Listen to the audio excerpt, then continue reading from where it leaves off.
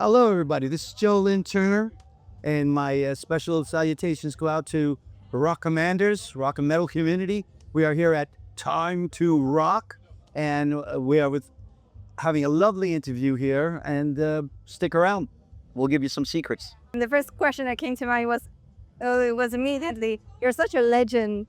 How did it feel to hear your voice for the first time on the radio? Thrilled. I was probably 19 at the time. Yeah, in a band called Fandango, and we were big in Casper, Wyoming, in the States, which is a very small little town, and it was a very little radio station. But still, it was thrilling to be driving and to hear the song on the radio. So it's sometimes it's intimidating only because you listen critically to it, and say, oh, I could have done something better there and something better there. But really, in general, I think it's a wonderful thrill to have. Yeah, being young and just knowing that other people have reached such high levels are just really. What's the best is that it reaches people and it changes their lives, and you become a part of their life. They become a part of yours. It's music that touches everyone's soul, and that's the important thing. Yeah, you have really shaped the rock and metal, the genre in itself. So Yeah, I've been doing this a long time, so I'm trying to slow down a little bit, only because I want to enjoy my life. Towards now I've been working over 50 years with this stuff, and I love it and I enjoy it, but I need some time, some quality time with family.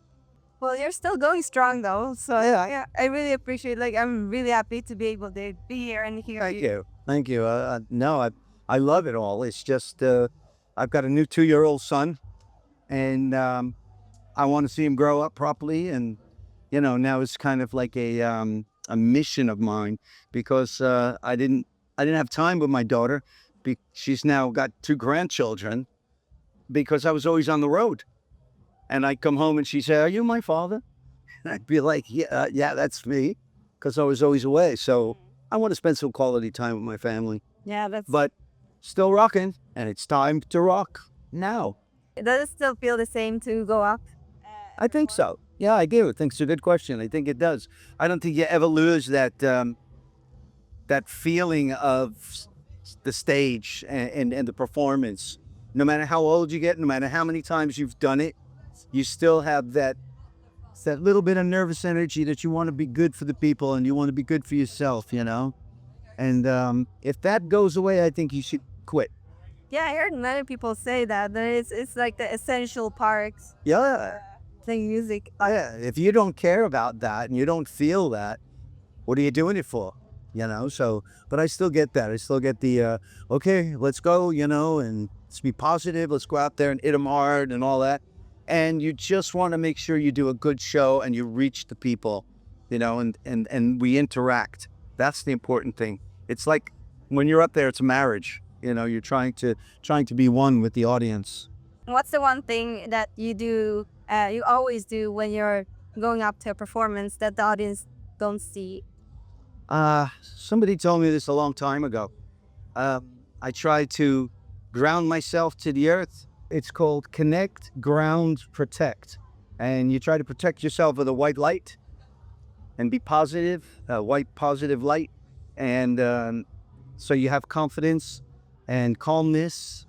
And in other words, you don't think of anything else but what you're about to do. It's complete focus. You can't be worried if you had a problem in the afternoon, or like right now, 3 hours sleep. Doesn't matter. Doesn't matter. You go out there with full energy. So you connect, you ground, and you protect yourself like this, and go out and give it all you got. Do you have any advice, like the one advice you would give your younger self? If I gave it to my younger self, Yeah. yeah, well, I wish I knew now what I knew. I wish I knew then what I know now. But, they say youth is wasted on the young. And that's so true, because you have to make a lot of mistakes before you get it right, And I'll never forget what my father told me. He said, a man that don't make a mistake makes nothing. So he says, but if you make a mistake, don't make it again, so you're allowed. So we're all still making mistakes, but hopefully we learn from them. But is that really wasted youth though? It's not really Well, nice of them. it is because the older I get, the smarter my father gets, you know? He told me it was going to be like this, but we all have to hit the rocks in the middle of the river, you know? Kids, we got to learn for ourselves sometimes. So if you take good advice and you can listen to it, you're going to avoid a lot of those problems.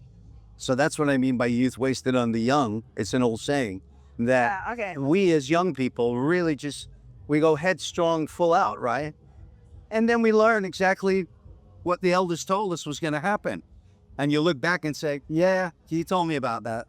Yeah, that sounds familiar. Yeah, it's very true. Is there an advice you would give people in general, the younger generation? Yeah, I just gave this Yeah, the couple of thing- young boys here. Okay, I said it. He said, well, you look so young for your age. And I said, well, I'm living a cleaner life now. And I said, don't do drugs, don't do alcohol, and stay fit. And, you know, and this and that. He says, that's where I'm at. I'm not going to be doing that. I'm 12 years old. And I think that's fantastic that he already thinks that way. We'll see if he actually does it. But at least he's got something in his head where he's going to try to achieve something in life and not waste it. Yeah, many people do. Many talented people waste their life, throw it away on pleasures, you know, and addictions. And I did my share in that rodeo. I'm not innocent, but that's how I know. I made the mistakes. And what's the one song that stands closest to you right now? One of your songs. One of my songs? Yeah. Well, I think it will always be the Street of Dreams, because it's a very special spiritual song, because had these visions of a woman's face for years, and it's a reincarnation. I believe we've all been here before. We're all souls that have been here before. And then about 20 years later, I met her, and she's standing right there, and I married her, and that's a true story. It's also one of your top songs, right? The one that Yeah, really it was blew up. pretty much a big hit, yeah. But I think it's because it touches people, because it's real, you know? We all have soulmates, I think you call it, right? And she's a soulmate. And when you meet your soulmate, don't let him go. Tooth and nail, hang on. Because that's where the real love is. Where do you usually get the inspiration for your songs? Well, you know, as they say, the muse doesn't come all the time, you know? And you have to create inspiration sometimes. The ethic is 1% inspiration, 99% perspiration. So you have to work really hard at gaining it. So every day I like to write something down, even if it's one line. And then I go back and look at the lines and see, what am I going to make a song out of, or experience that either happened to me or happened to someone I know or in the world or whatever, and write about what people are actually feeling and how they're living. So that's the inspiration. Life is the inspiration, you know, how we live it and how we struggle and how we know that love is really the answer. And that seems to reach people. How can you get through when you really have this musical or like writing block where you just cannot That say happens. something down? That happens. Writing blocks do happen. And I think you just have to get up off the desk and go take a walk in the forest or something. Get away from it.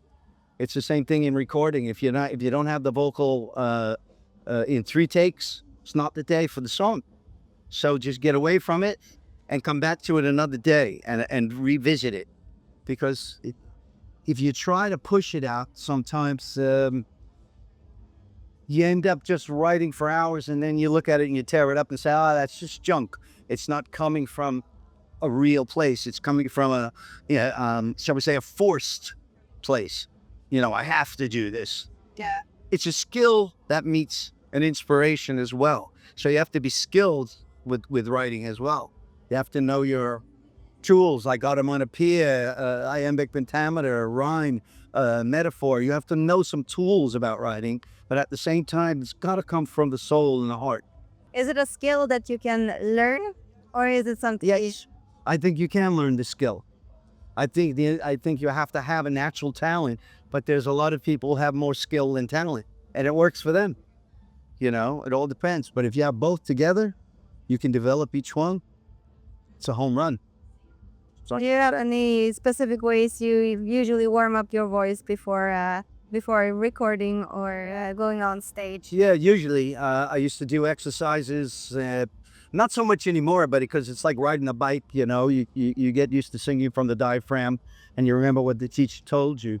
But I've seen a lot of singers blow their voice out just warming up, because you're really trying to warm up so much that you've got nothing left. And the important thing is, as you get older, the voice lowers, and it's just biology. It's just natural. And you don't have the same, some people still do, God bless them, but most of the time the biology changes. So you have to adapt to your age bracket and what have you. Otherwise you end up like Steven Tyler has problems, Bon Jovi has problems, Springsteen just started to have problems because they're not 30 years old anymore. So what I do is I just lower it down a key, right? Because it sounds heavier and sounds beefier and it's easier for me to sing. So I don't have to blow the voice out and hurt myself. When did you realize you had to make the switch? Like from... Well, I think you understand it as you grow older. I'll be 74 in August. I'm not 30 years old anymore. I'm not even 40. I mean, decades go by and you could still do it. I think there's a saying that I may not be as good as I once was, but once I'm as good as I ever was. I think you're still a legend, so... Well, they can't take that away from you. No, You do it long enough. I mean, you literally shaped the whole music genre. Well, I was fortunate to grow up in the 80s, was my era, and into the 90s. And we were fortunate because those of us who went through that era, we understood what originality was. You knew every band just hearing a couple of notes. You knew it was AC/DC or Def Leppard or whatever. You knew them, Aerosmith. You knew who it was. Rainbow, you knew who it was. Now it's very difficult. A lot of people sound the same. They're trying to copy each other and they're losing that originality because computers and technology is taken away, has made it simpler to record, but it's also taken away the, shall we say, the blood, sweat, and tears that you really need, to hone your craft.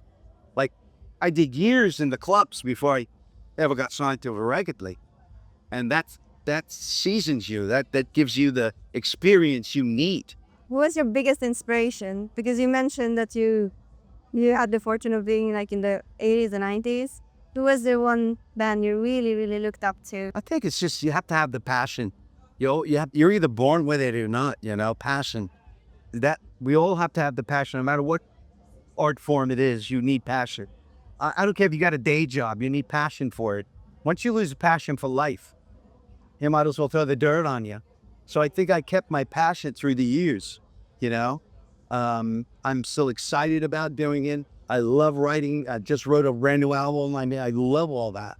It's expressing yourself and expressing other people's visions of what they need. I wrote a song for a friend of mine because he didn't know how to say it. So I said it for him, I mean, it's a gift. And I'm so glad, and fortunate to have that gift. I never take it for granted, ever, ever, ever. I'm grateful for every moment of my life. How did you discover this genre or the music? Oh, I think I was singing since I was little. But actually, I was a guitar player first. And then the singer got sick in my local band. He was drinking too much. And somebody had to finish the set. So I got up and sang with the guitar. And they went, hey, you're better than him. So we fired the singer and I took over. And then luck would have it, fortune and opportunity, and Blackmore saw me, and that was it. I was on my way. Thank you so much. No, you're absolutely brilliant questions. Are you a singer or something? No, but I'm learning the bass. Wow, because you really ask very pertinent questions. It's been my pleasure. Thanks again. No, it's been mine, really. Kommander!